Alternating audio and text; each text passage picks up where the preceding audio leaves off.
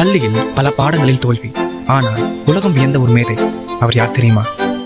தமிழ்நாட்டில் ஒரு சாதாரண குடும்பத்தில் பிறந்த ஒரு சிறுவன். ஆனால் அவனுடைய மனதில் ஓடியதோ எண்களின் உலகம்.